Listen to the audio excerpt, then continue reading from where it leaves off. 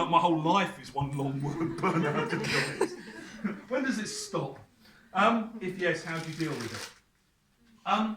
The really honest answer to that is definitely yes. I think you deal with it by changing something, okay? And really what you change is, say you change one or other things. You change the way you're teaching, the way you're approaching things. I think a lot of native speaker teachers burn out after about 5 years because the way they're taught to teach on a CELTA is unsustainable.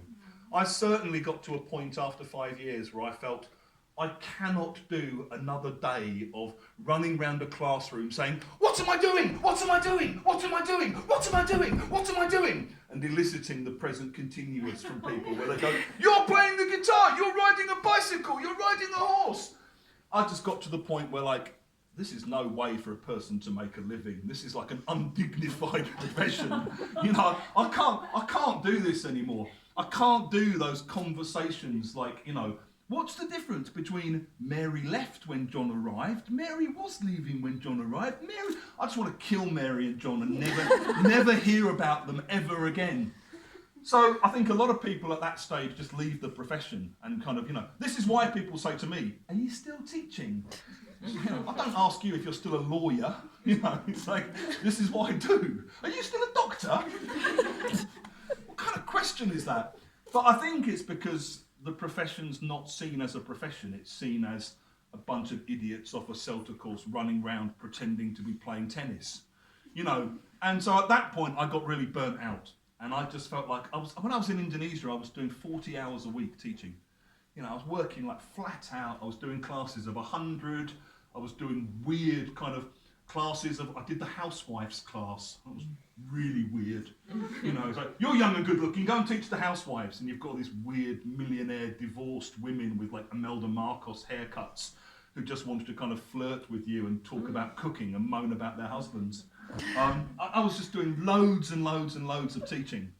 And yeah, I got burnt out. So what I did then was enrolled on the Delta. I moved back to England. I stopped doing so many hours. At some point I was doing loads and loads of elementary classes and getting really burned out because they're exhausting. You're doing 3 hours a day with like elementary level Chinese kids who don't really want to be there, but their parents have sent them there. And you're coming out just kind of going, oh God, crawl to the staff room, you know. And in the end I had to go to my boss and say, I need a break. Please, please, please put me on a proficiency class next term, please, or I will kill myself, okay? I was ended up doing a lot of EAP, and so I think it's finding things that are different to what you've done before, okay? So if you're bored and frustrated teaching kids, try and get into a situation where you're doing something else. You know, you can't always change the context you're teaching in which case change something about the way you're teaching. If it's burning you out, change something would be my advice. I then got into teacher training. I burned myself out doing CELTAs. I was doing like 5 CELTA courses a year, sometimes back to back. Yeah, it was exhausting. So in the end, I thought, I don't want to do this anymore. I'm going to stop doing that. I'm going to do something else. Started writing. Writing was a different kind of challenge. Got to a stage with the writing where I felt burnt out.